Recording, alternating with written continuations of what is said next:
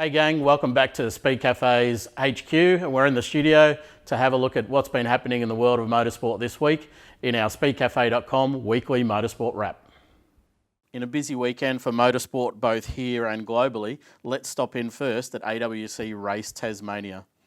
For Super Cheap Auto TCR, Bailey Sweeney won the round, followed by Tony D'Alberto in second place. Aaron Cameron took third place by a single point from Jordan Cox. The Audis of Will Brown and Zach Suter failed to finish a race over the weekend after qualifying issue with the drive shafts in their respective Audis that they were unable to fix. In Trans Am, James Moffat on debut took a clean sweep in the Team Valvoline GRM entry. Race 2 finished under a red flag after a large incident involving Ben Grice and James Simpson. A massive impact, sending the 82 over on its roof. He lands back on all four wheels. In Touring Car Masters news, John Bowe kicked off his Ciao for Now tour, having announced that this will be his final full season of racing within Touring Car Masters. The wins across the weekend were split between Steve Johnson with 2 wins and John Bowe getting 1 win after sourcing a replacement engine post-qualifying. In S5000, there was a clean sweep by Joey Mawson across the whole weekend. Now moving on to Phillip Island and World Superbikes. Reigning world champion Alvaro Bautista took a hat-trick of wins to become the most successful superbike rider ever. This was Bautista's 5th career hat-trick for the Ducati rider. Remy Gardner finished 12th and 10th in race 1 and 2 respectively before crashing out of race 3, unfortunately coming into contact with his teammate.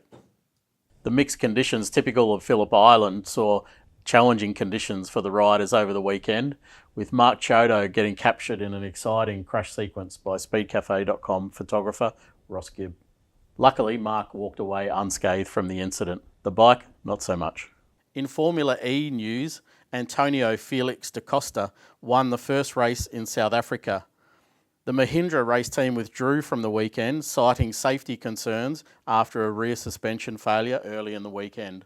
Formula One testing completed in Bahrain, with Red Bull Racing appearing to be in the box seat for this season.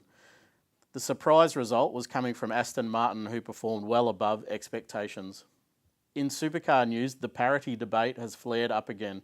Additional aero testing has been booked in for this week at Temora Aerodrome to address what is a perceived lack of aero balance. The Camaros dominated the Sydney Motorsport test day earlier in the week. On to Nascar now with the Pala Casino 400 from Fontana. As we're recording this, Kyle Busch has just won the feature race. So what's coming up in the week ahead? Obviously Formula One heads to Bahrain for an exciting first round of the year. IndyCar visits St. Petersburg.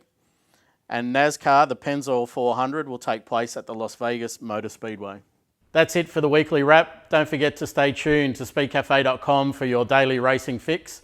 And please also like, comment and subscribe. See you next week.